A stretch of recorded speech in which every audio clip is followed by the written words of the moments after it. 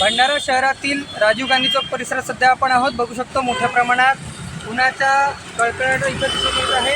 नागरिक जे आहेत मोठ्या प्रमाणात राजीव गांधी चौकातून दररोज ये जा करत असतात. मात्र आज ती वर्दळ कुठेतरी कमी झालेली पाहायला मिळत आहे. कारण की कारण तसंच महत्त्वाचं आहे. उनका बैकअप सिर्फ कल तक और हमारा चांद तक। हमारा नेता कैसा हो जो नॉन स्टॉप बैकअप दे वैसा हो। अब की बार वी गॉट इन्वर्टर बैटरी का चमत्कार।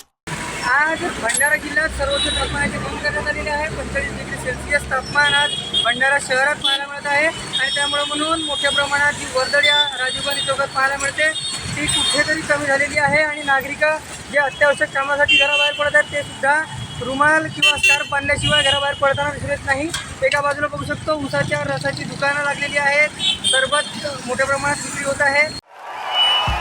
भाइयों बहनों, उनके राज में पावर रहे अनस्टेबल और हम रखे सब स्मूथ और स्टेबल।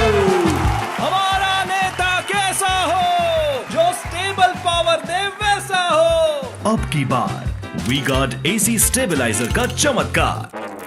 नागरिक आता उन्हापासून बचाव करण्याकरिता सरबत आणि ऊसाच्या रसाचा आधार घेताना पाहायला मिळत आहे. आज सर्वोच्च तापमानाची नोंदही करण्यात आलेली आहे. नवतपास सुरू झाल्यामुळं मोठ्या प्रमाणात नागरिकांच्या तब्येती खालावत असल्यानं आरोग्य प्रशासनानं जे आहे कोणत्याही प्रकारचं महत्त्वाचं काम असल्याशिवाय घराबाहेर पडू नये असं आवाहन आरोग्य प्रशासनाच्या वतीने करण्यात आले आहे.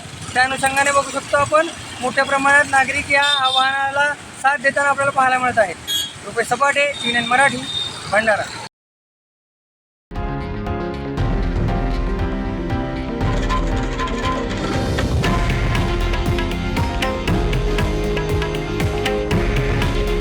हे आहे देशातील नंबर 1 न्यूज नेटवर्क आणि आपण पाहत आहात TV9 मराठी. काळजी तुमची, हित महाराष्ट्राचं.